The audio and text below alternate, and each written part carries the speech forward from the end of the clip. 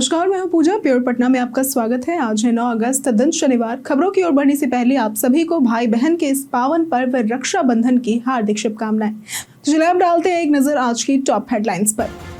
रक्षाबंधन पर महिलाओं को मिलेगी मुफ्त बस यात्रा की सुविधा। अब एक क्लिक पर उपलब्ध होगी राज्य के सभी विभागों की जानकारी। रक्षाबंधन पर राष्ट्रपति से मिलेंगे पटना के 10 छात्र। पहली बार भारत सीरीज का यूनिक एपिक बिहार से होगा जारी। एशिया कप 2025 से बाहर हुए ऋषभ पंत। चलिए बढ़ते हैं अब तक की 21 बड़ी खबरों की ओर विस्तार से। रक्षाबंधन पर महिलाओं को मिलेगी मुफ्त बस यात्रा की सुविधा। रक्षाबंधन के मौके पर बिहार सरकार ने महिलाओं और बेटियों को खास तोहफा दिया है। 9 अगस्त यानी कि आज बिहार राज्य पथ परिवहन निगम की चुनिंदा सिटी और पिंक बसों में महिलाएं मुफ्त सफर कर सकेंगी। आज सुबह 6 बजे से शाम तक ये सुविधा लागू रहेगी, जबकि पुरुषों को सामान्य किराया देना होगा। ये पहल बहनों को भाइयों तक आसानी से पहुंचने में मदद करेगी और त्योहार को खास बनाएगी। ये परंपरा पिछले कुछ वर्षों से जारी और जनता से सराहना भी मिल रही है। इस साल कई अन्य राज्यों ने भी ये कदम उठाया है, जिससे महिला सशक्तिकरण और सामाजिक समरसता का संदेश मिलता है। ये फैसला रिश्तों की मिठास और सामाजिक सोच को नई दिशा देता है। अब एक क्लिक पर उपलब्ध होगी राज्य के विभागों की जानकारी। अब एक क्लिक पर उपलब्ध होगी राज्य के सभी विभागों की जानकारी। बिहार सरकार ने नीति आयोग के मॉडल पर आधारित अत्याधुनिक स्ट्रैटेजी रूम और कमांड एंड कंट्रोल सेंटर का उद्घाटन किया है, जिससे राज्य के सभी 45 विभागों और योजनाओं की जानकारी एक क्लिक पर मिल सकेगी। योजना एवं विकास मंत्री विजेंद्र प्रसाद यादव ने इसे नीति निर्माण में गति, पारदर्शिता और सटीकता लाने वाला कदम बताया है। ये प्लेटफॉर्म विभागों को जोड़ने का काम करेगा और डेटा आधारित योजनाएं अधिक प्रभावी बनेगी। सुशासन का यह नया मॉडल प्रशासनिक क्षमता को नई ऊंचाई देगा। प्रधान सचिव के सेंथिल कुमार ने इसे नीति निर्माण और निगरानी को आधुनिक, पारदर्शी और डेटा संचालित बनाने की दिशा में एक अहम पहल करार दिया है। पटना से जोगबनी तक होगा वंदे भारत एक्सप्रेस का संचालन। बिहार की राजधानी पटना से जोगबनी तक वंदे भारत एक्सप्रेस चलाने की तैयारियां शुरू हो गई है। ये ट्रेन पूर्णिया, कोट, सहरसा, सिमरी, बख्तियारपुर होते हुए चलेगी, जिससे कोसी और सीमांचल क्षेत्र की कनेक्टिविटी मजबूत होगी। रेल मंत्री अश्विनी वैष्णव ने ऑपरेशनल फिजिबिलिटी जांच के निर्देश दिए हैं। खाद्य एवं उपभोक्ता संरक्षण मंत्री लेशी सिंह ने बताया कि उन्होंने लगातार पत्राचार कर ये मांग उठाई थी। उन्होंने इसे छात्रों, मरीजों और व्यापारियों के लिए उम्मीद की नई किरण बताया है। सरसी स्टेशन पर जनहित एक्सप्रेस के ठहराव को पहले ही मंजूरी मिल चुकी है। ऑपरेशनल रिपोर्ट आने के बाद ट्रेन संचालन की प्रक्रिया शुरू होगी। लेशी सिंह ने रेल मंत्री का क्षेत्रीय जनता की ओर से आभार जताया है। बिहार में जमीन रिकॉर्ड अब होंगे हाईटेक। बिहार सरकार ने भूमि विवादों और माफियाओं पर लगाम लगाने के लिए हाईटेक सिस्टम लागू किया है। एकीकृत भू अभिलेख प्रबंधन प्रणाली और स्थानिक दाखिल खारिज पोर्टल की शुरुआत की गई है, जिसे IIT रुड़की ने विकसित किया है। अब जमीन के रिकॉर्ड, नक्शे और म्यूटेशन रियल टाइम में ऑनलाइन अपडेट होंगे। हर रैयत को यूनिक खाता संख्या दी जाएगी, जिससे दोहरी बिक्री, फर्जीवाड़ा और नक्शे में गड़बड़ी की गुंजाइश खत्म हो जाएगी।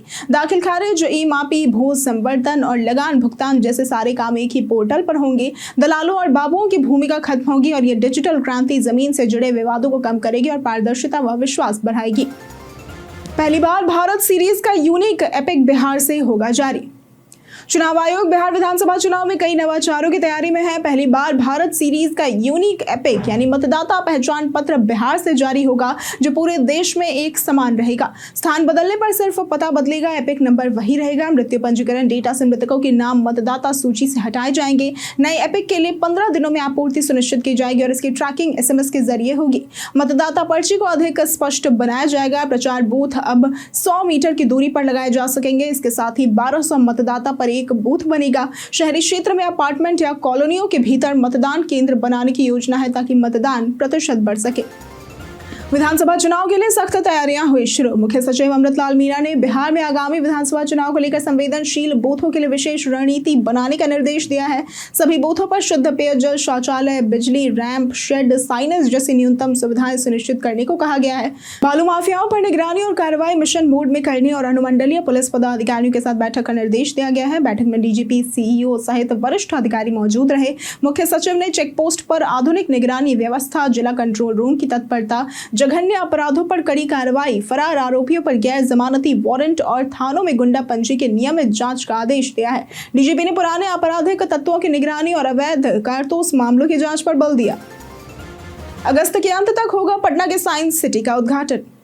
पटना के मोइनुल हक स्टेडियम के पास बन रही doctor APJ Abdul Kalam science city का उद्घाटन अगस्त के अंत तक संभावित है। 20.5 एकड़ में बन रही इस अत्याधुनिक साइंस सिटी में 5 गैलरियां होंगी, जिनमें 269 साइंस मॉडल 26 थीम पर आधारित होंगे। पहले चरण में बीए साइंटिस्ट और बेसिक साइंस गैलरियों में मॉडल लगाए जा रहे हैं। एट्रियम एरिया में सेल्फी पॉइंट, डिजिटल पैनल और म्यूरल लगाए जा रहे हैं। परिसर में कैफेटेरिया, पार्किंग, शौचालय सहित सभी जरूरी सुविधाएं पूरी कर ली गई हैं। यहाँ 500 सीटों वाला आधुनिक ऑडिटोरियम, 150 छात्रों के लिए dormitory, 4D theatre, pre functional hall और बहुउद्देशीय हॉल की भी व्यवस्था है। राजगीर में एशिया रग्बी टूर्नामेंट हुआ शुरू। राजगीर के खेल विश्वविद्यालय में शुक्रवार को ही एशिया रग्बी अंडर-27 से 2025 टूर्नामेंट का भव्य उद्घाटन हुआ, जिसमें 9 देशों की 16 टीमें भाग ले रही हैं। इस मौके पर खेल मंत्री सुरेंद्र मेहता, ग्रामीण विकास मंत्री श्रवण कुमार और रग्बी इंडिया के अध्यक्ष राहुल बोस मंच पर मौजूद रहे। श्रवण कुमार ने इसे बिहार की प्रगति और मेडल लाओ नौकरी पाओ योजना का असर बताया और खेल मंत्री ने इसे मोदी और नीतीश कुमार की दूरदर्शिता का परिणाम बताया। राहुल बोस ने बताया कि भारत के रग्बी पदकों में से 17 बिहार के नाम है। उन्होंने राजगीर की सुविधाओं की प्रशंसा की और कहा कि बिहार अब अंतरराष्ट्रीय खेल आयोजनों का प्रमुख केंद्र बनने की ओर बढ़ रहा है। पटना से फरार कुख्यात नक्सली हुआ गिरफ्तार। पटना जिले के पालीगंज अनुमंडल के खीरीमोड़ थाना क्षेत्र से 2019 से फरार कुख्यात नक्सली रामानंद बिंद को एसटीएफ और स्थानीय पुलिस ने संयुक्त अभियान में गिरफ्तार किया है। 2019 में कोडीहरा गांव में रोड कंस्ट्रक्शन के दौरान नक्सलियों ने जेसीबी मशीनों में आग लगा दी थी और कंस्ट्रक्शन कंपनी से पर्चा चिपकाकर लाखों की रंगदारी मांगी थी। इस मामले में कंपनी मालिक विवेक सिंह ने थाने में शिकायत दर्ज कराई थी। पहले 3 नक्सली गिरफ्तार हो चुके थे। अब रामानंद बिंद की गिरफ्तारी हुई है। उस पर खीरीमोड़ थाने में 2 मामले दर्ज है और वो लंबे समय से फरार था। पुलिस अब उसके आपराधिक इतिहास की जांच कर रही है। वोटर लिस्ट से छूटे मतदाताओं से बीएलओ ने मांगे आवेदन। भारत निर्वाचन आयोग द्वारा मतदाता सूची के विशेष गहन पुनरीक्षण के तहत बाहर हुए मतदाताओं की प्रारूप सूची गुरुवार को राज्य के सभी 90,712 बूथों पर साझा की गई। बीएलओ ने इन नामों को बूथ लेवल एजेंट्स और अन्य लोगों को पढ़कर सुनाया और छूटे मतदाताओं से आवेदन पत्र मांगा। ये प्रक्रिया उन लोगों के लिए है जिनके नाम घर पर अनुपस्थित रहने, स्थायी रूप से स्थानांतरण या मृत्यु के कारण सूची से हट गए थे। आयोग ने बीएलओ को ऐसे सभी मतदाताओं से आवेदन लेने का निर्देश दिया था जहां राजनीतिक दलों के एजेंट मौजूद नहीं थे, वहां स्थानीय जनप्रतिनिधि को सूची साझा की गई। इस पूरी प्रक्रिया को जियो टैग फोटो के साथ दस्तावेजित किया गया। पटना समेत डीएसपी संजीव कुमार के 3 ठिकानों पर हुई छापेमारी। बिहार में भ्रष्टाचार के खिलाफ जांच एजेंसियों की कार्रवाई जारी है। मुख्यमंत्री नीतीश कुमार की जीरो टॉलरेंस नीति के तहत विशेष निगरानी इकाई यानी कि एसवीयू ने शुक्रवार तड़के जहानाबाद के डीएसपी संजीव कुमार के पटना, खगड़िया और जहानाबाद स्थित ठिकानों पर छापेमारी की। उन पर 1.52 करोड़ रुपए की आय से अधिक संपत्ति जमा करने का आरोप है। एसवीयू ने कांड संख्या 16/2025 के तहत भ्रष्टाचार निवारण अधिनियम 1988 संशोधित 2018 और बीएनएस 2023 की धारा 61(2)(a) के अंतर्गत केस दर्ज किया है। जांच में पाया गया कि डीएसपी की संपत्ति उनकी ज्ञात आय से कई गुना अधिक है। टीम को छापेमारी में कई अहम दस्तावेज, प्रॉपर्टी डीड और बैंक विवरण मिले हैं। कार्रवाई अब भी जारी है। रक्षाबंधन पर राष्ट्रपति से मिलेंगे पटना के 10 छात्र। रक्षाबंधन के अवसर पर पटना के विभिन्न स्कूलों के 10 छात्र छात्राएं राष्ट्रपति द्रौपदी मुर्मू से मुलाकात के लिए 9 अगस्त को राष्ट्रपति भवन जाएंगे। इस दौरान राष्ट्रीय एकता विषय पर चर्चा होगी, जिसमें अन्य राज्यों के बच्चे भी भाग लेंगे। बच्चों के साथ 2 नोडल शिक्षिकाएं किरण कुमारी और निशु कुमारी भी गई हैं। इन प्रतिभागियों में राजकीय बालिका उच्च माध्यमिक विद्यालय, बांकीपुर महादेवा उच्च माध्यमिक विद्यालय, खुसरोपुर और कस्तूरबा गांधी बालिका विद्यालय के छात्र छात्राएं शामिल है। ये कार्यक्रम शिक्षा मंत्रालय के स्कूल शिक्षा और साक्षरता विभाग द्वारा आयोजित किया गया है। बच्चे 11 अगस्त को पटना लौट आएंगे। कार्यक्रम का उद्देश्य बच्चों में राष्ट्रीय एकता की भावना को बढ़ावा देना है। पटना पर्यटन में आज बात होगी गांधी घाट की।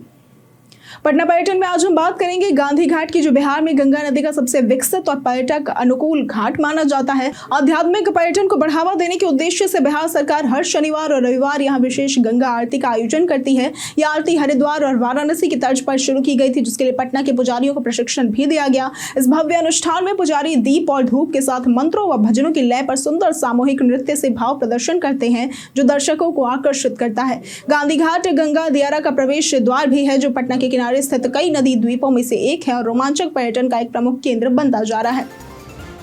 जाने आज कैसा रहेगा पटना के मौसम का मिजाज। बीते शुक्रवार को बिहार के कई जिलों में गरज तड़क के साथ हल्के से मध्यम दर्जे की बारिश दर्ज की गई।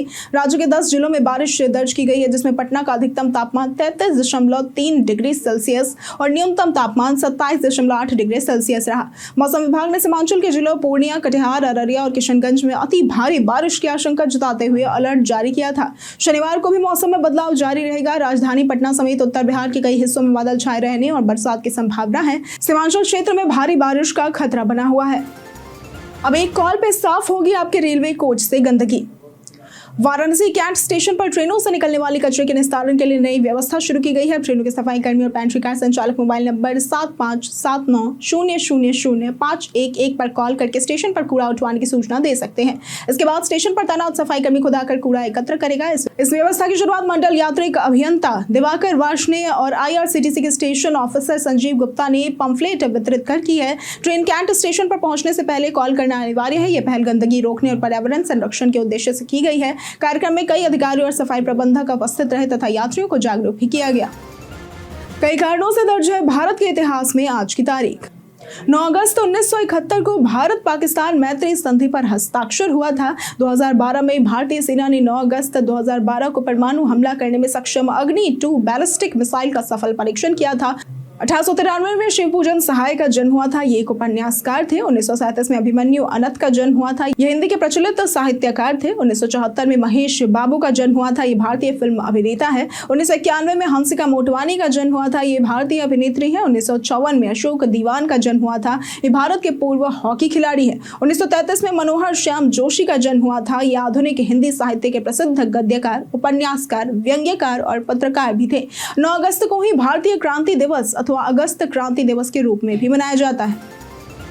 बिहार को मिली एक और अमृत भारत एक्सप्रेस की सौगात। 8 अगस्त से सीतामढ़ी और दिल्ली के बीच एक नई अमृत भारत एक्सप्रेस ट्रेन की शुरुआत हो रही है। इसे केंद्रीय गृह मंत्री अमित शाह ने वर्चुअली हरी झंडी दिखाकर शुरुआत की, जहां पर मुख्यमंत्री नीतीश कुमार भी मौजूद रहे। ये ट्रेन सप्ताह में एक दिन चलेगी और उद्घाटन स्पेशल के रूप में रवाना होगी। मार्ग में रक्सौल, गोरखपुर, लखनऊ, कानपुर जैसे प्रमुख स्टेशनों पर ठहराव रहेगा। ये सीतामढ़ी से दिल्ली की दूसरी और बिहार से दिल्ली की चौथी अमृत भारत एक्सप्रेस होगी। इस सेवा से लंबी दूरी के यात्रियों को तेज, आरामदायक और किफायती यात्रा विकल्प मिलेगा। बिहार में रेलवे का तेजी से विस्तार हो रहा है और आगे और आधुनिक ट्रेनों के शुरू होने की संभावना है। जाने रक्षाबंधन में राखी बांधने का शुभ मुहूर्त। 9 अगस्त शनिवार यानी कि आज रक्षाबंधन, श्रावणी उपाकर्म, जनेऊ संस्कार और पूर्णिमा व्रत का शुभ संयोग बन रहा है। यह दिन धार्मिक और सांस्कृतिक दृष्टि से अत्यंत महत्वपूर्ण है। राखी बांधने का श्रेष्ठ मुहूर्त सुबह 6:32 से दोपहर 1:23 तक है, जब शुभ योग और शनि की कुंभ राशि का संयोग रहेगा। भद्रकाल पाताल लोक में रहेगा, इसलिए बाधक नहीं होगा। पौराणिक कथाओं और ऐतिहासिक प्रसंगों जैसे इंद्राणी और लक्ष्मी द्वारा राखी बांधने की कथा तथा महारानी अहिल्याबाई द्वारा नेपाल नरेश को राखी भेजने की परंपरा इस पर्व की गहराई को दर्शाती है। रक्षाबंधन केवल प्रेम नहीं बल्कि संस्कृति, धर्म और परंपराओं की रक्षा का भी प्रतीक है। यहाँ बताए गए किसी भी जानकारी को अमल में लाने से पहले संबंधित विशेषज्ञों की सलाह जरूर ले लें। राहुल गांधी को चुनाव आयोग का नोटिस।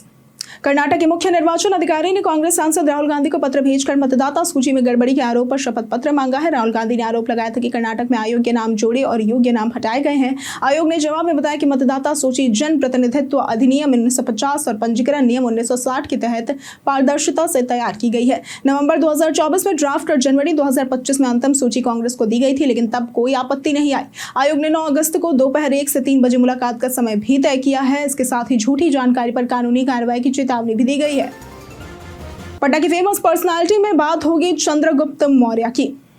चंद्रगुप्त मौर्य, जो कि भारत के महान सम्राटों में से एक थे, जिन्होंने मौर्य वंश की स्थापना की थी, उन्होंने 321 ईसा पूर्व में सिंहासन संभाला। चंद्रगुप्त ने भारत के अधिकांश भाग को एकजुट कर एक शक्तिशाली साम्राज्य की नींव रखी। उनके शासन में यूनानी राजदूत मेगास्थनीज ने 4 वर्षों तक सेवा दी। ग्रीक स्रोतों में उन्हें सेंड्रोकोट्स कहा गया है। सिकंदर के लौटने के बाद उपजे शून्य को चंद्रगुप्त ने भरा और अपने गुरु चाणक्य के साथ मिलकर शासन की नई नीतियां लागू की। चाणक्य उनके प्रधानमंत्री भी हुआ करते थे। उन्होंने एक संगठित सेना बनाई और राज्य चक्र के सिद्धांतों के आधार पर प्रशासन चलाया, जिससे उनका साम्राज्य व्यापक और सुदृढ़ बना। एशिया कप 2025 से बाहर हुए ऋषभ पंत।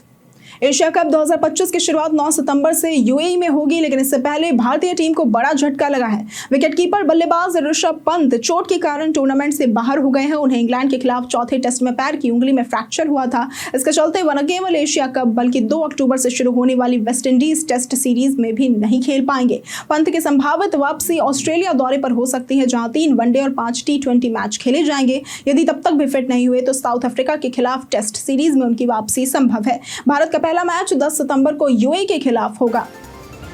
बीते दिन हमारे द्वारा पूछे गए सवाल का जवाब आप लोगों में से बहुत लोगों ने हमारे कमेंट सेक्शन में लिख कर दिया है। जिन्होंने हमारे द्वारा पूछे गए सवाल का जवाब दिया है उनके नाम है मनोज दास, अमरजीत यादव, सुनील कुमार, नेहा कुमारी, संजीव कुमार, धीरज यादव और नंदकिशोर यादव। इसके साथ बढ़ते हैं आज के सवाल की ओर। आज का सवाल है, आपके क्षेत्र में सड़कों की क्या स्थिति है? आप अपना जवाब हमें हमारे कमेंट सेक्शन में लिखकर जरूर बताएं। आज के लिए सिर्फ इतना ही। बिहार के तमाम खबरों के साथ बने रहने के लिए देखते रहें प्योर पटना, और साथ ही अगर आप यूट्यूब चैनल पर देख रहे हैं तो चैनल को सब्सक्राइब करें, और अगर आप फेसबुक पेज पर देख रहे हैं तो लाइक और फॉलो जरूर करें।